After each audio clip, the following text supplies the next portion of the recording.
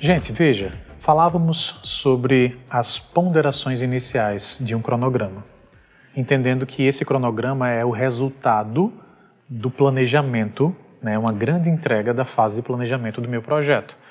Lembrando, a fase do planejamento que eu me refiro está associada ao ciclo de vida: iniciação, planejamento, execução, monitoramento, controle, encerramento. E, óbvio, agora eu vou adentrar em tópicos que são específicos, que podem influenciar o seu cronograma, a sua fase de desenvolvimento. Então é importante falar aqui sobre 3 grandes fatores: o fator contratual, o fator que está intrínseco ao projeto e há um fator chamado de fator externo. Quando eu me refiro ao fator contratual, observem aí na sua telinha que o escopo contratual é um dos pontos que deve ser observado. O escopo contratual diz respeito a tudo aquilo que você prometeu, que está registrado em termos contratuais junto com o seu cliente ou, né, de fato, a pessoa a qual você vai precisar responder ao final desse contrato, e que faz todo sentido observar para incluir ou perceber se já está incluso no seu cronograma tarefas que cumpram aquelas exigências. E não só apenas ao que deverá ser feito, mas aos prazos contratuais, ou seja, quando é que eu devo entregar cada ação dessa.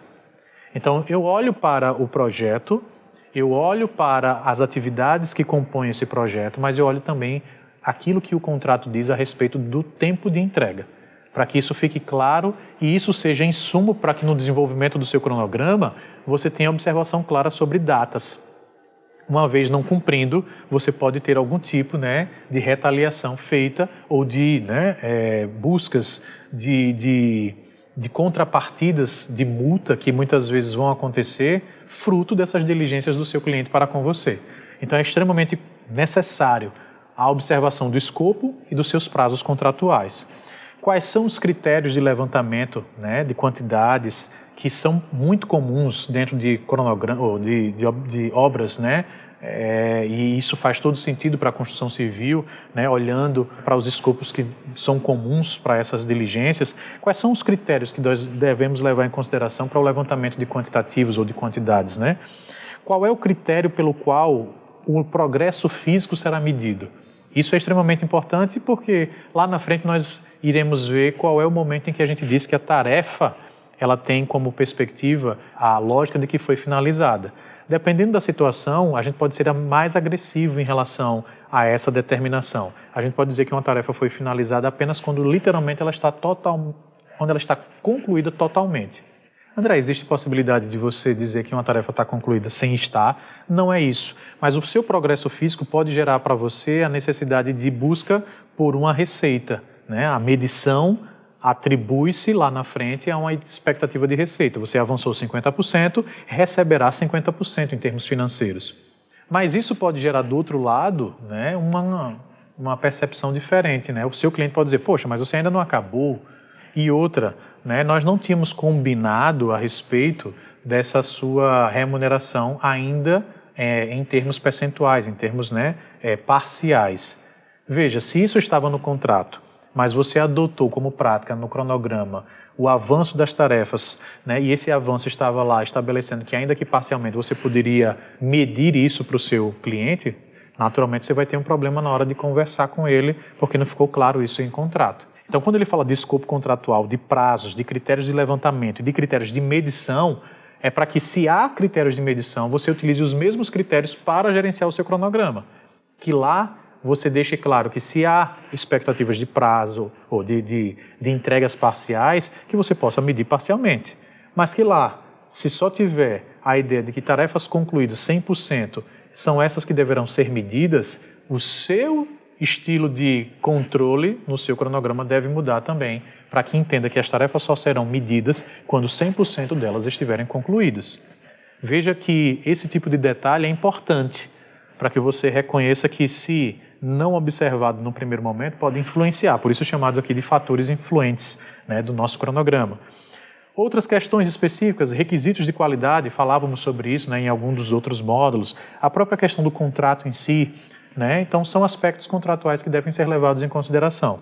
Alguns outros fatores que são intrínsecos, né? Eu preciso ter uma boa estrutura analítica do projeto. A gente vai representar elas assim que for possível, com um exemplo bem claro para vocês. Ou seja, como é que a gente constrói um EAP, de que maneira ela pode ser dissecada até o ponto de chegar a nível de tarefa, né? Isso é extremamente importante. Isso é um fator intrínseco. Quando eu não tenho isso, é muito pouco provável que esse cronograma possa ser bem feito. É um exercício necessário para um bom cronograma. Então, ter uma boa estrutura analítica do projeto, ter as estimativas de duração sendo feitas de maneira muito técnica, né? Os recursos e custos alocados, né? Eu tenho diagramas de rede que podem ser estabelecidos trazendo consciência técnica a respeito das entregas.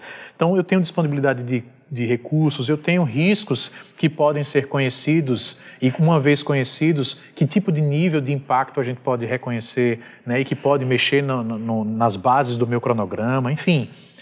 Tudo isso é um fator influente que pode gerar algum tipo de ação mais prática quando da construção de um cronograma e que nos permite evidenciar a sua robustez lá na frente. Então, aspectos claros de contrato e que estão intrínsecos ao projeto é fundamental. Alguns aspectos que são externos ao projeto, por exemplo, liberação diária pelo cliente, isso é fundamental. Muitas vezes as equipes ficam esperando e perdem produtividade em função de não ter a liberação pelo próprio cliente, isso é fundamental. Existe isso dentro do contrato? É algo que eu vou precisar diligenciar no dia a dia? De que maneira eu vou fazer isso? Né? Com que frequência eu faço isso? O quanto isso pode impactar no meu cronograma? São fatores, mais uma vez, externos ao projeto, que parecem bobagem no primeiro momento, mas que podem influenciar custo, naturalmente, para a sua equipe e ao seu projeto como um todo. E essas ponderações são fundamentais logo no momento do planejamento, né? No momento em que a gente está pensando sobre o projeto. Ainda que temos prazos de aquisição, será que temos situações em que o projeto vai precisar de algum tipo de recurso engenheirado e que demanda muitas vezes uma fabricação e que muitas vezes a área de suprimentos não está preparada para isso? Quais são esses produtos, serviços que devem ser solicitados com uma certa antecipação, evitando atrasos no meu cronograma, né?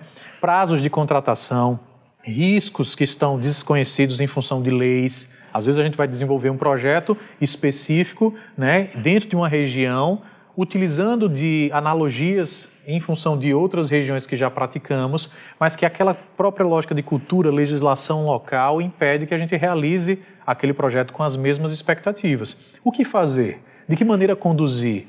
Por que nós devemos nos antecipar? Evitando aqueles riscos que também já comentamos em outros módulos aqui para vocês.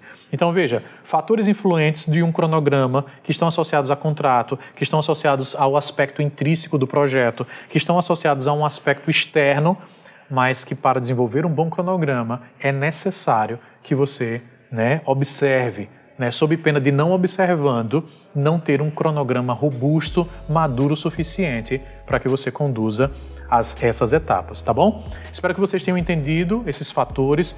Vamos falar um pouquinho sobre o levantamento dessas informações na nossa próxima aula e eu te espero lá. Abraço!